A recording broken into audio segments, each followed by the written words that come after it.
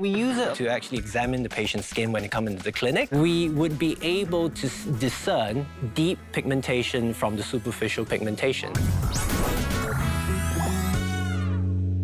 Hey guys, thanks for joining us on another We Need to Talk About This. Today we're talking about the epidermis. Throwing a big word out there.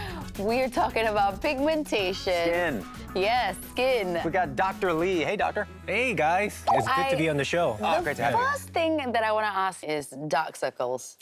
Is that right. pigmentation? Does sleeping early help? I feel like it's all a myth. We commonly have patients walking into the clinic and telling us they got dark eye rings, but occasionally it can be eye bags. It can be a sunken under eye. And sometimes it can be just pigmentation. Yeah, so what is it about sleeping and your eyes turning dark? A lot of the times when people say that they haven't slept enough, it could be that they're also dehydrated. If you're a bit dehydrated, the eyes can look a bit sunken. So if the eyes are a bit sunken, it gives you a shadowing, and that can come across as dark eye rings. Okay, let's look at the different kinds of pigmentation then. Sure. What do we have here? Oh, right. Are those freckles? Yeah, those are freckles. Oh. Yeah. They are due to an overproduction of melanin from your pigment cells. So in very, very fair individuals, the freckles can come about quite early in childhood, especially if they're out, doing sports, playing That makes football, sense. swimming a lot. The skin can be stimulated to make pigmentation, and it may manifest as freckles, which is very common. There's also a genetic predisposition. So some people are just genetically more predisposed to making pigmentation and they have freckles. Some people are just not. So it's always a balance of the genetics and the environment. Right. Yeah. Okay, so freckles is one of the types of pigmentation. What others are there? Commonly, what we see in the clinic, freckles are common, age spots are common. The scientific term would be like a solar lentigo. So it's like a coin-like lesion, very well circumscribed, and is a brown spot. And the other types of pigmentation that we see commonly include post-inflammatory hyperpigmentation from burns. Oh, wait, hold on. This was like 2 months ago. I'm cooking soup, and I pull the dear. soup off the hot stove, and boom, it just falls all over here.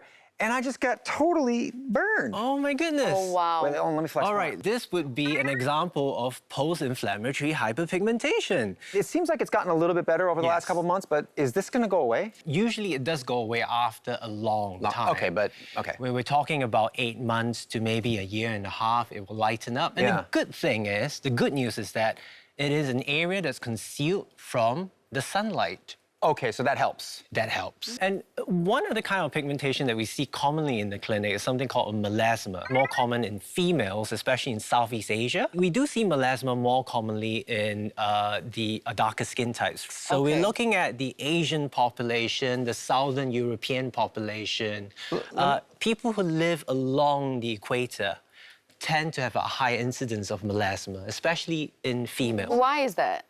To be honest, we don't know. There's a way to treat it, of course, but it is a chronic condition.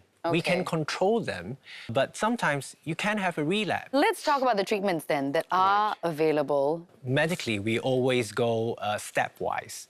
So if the melasma is very mild, we may start the patient on topical creams. Okay. So there are agents that can prevent the manufacture of melanin, which causes the pigmentation. Yeah. So we go all the way from preventing the manufacturing of the melanin to preventing the transfer of the melanin into the upper layers of the skin. Right. Yep, and to the eradication. So if you look at a very famous molecule such as retinol or retinoic acid, That's which is what they're vitamin asking A. everyone, like women, to start using as part of a skincare routine. Yeah. Retinoic acid or retinol promotes exfoliation.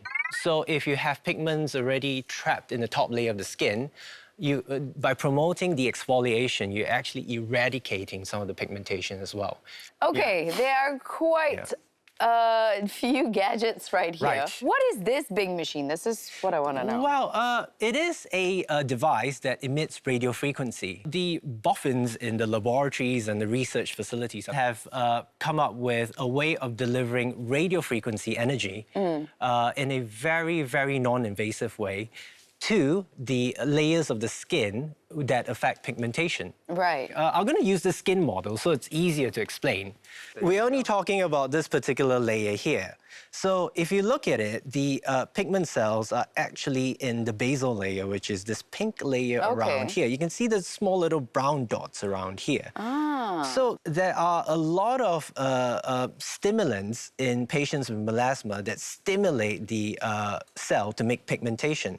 So by delivering radiofrequency to the skin at that particular layer, we can close up even the blood supply that supplies the blood to the melanocyte that makes the pigmentation. Right. So That's amazing. yeah, so you're reducing the nutrition to the melanocyte, and hence it makes less pigment. So it's quite straightforward. You have the interface, you set the depth of the penetration, set the energy, and very simply, obviously, it has to be a sterile tip because it's a medical procedure.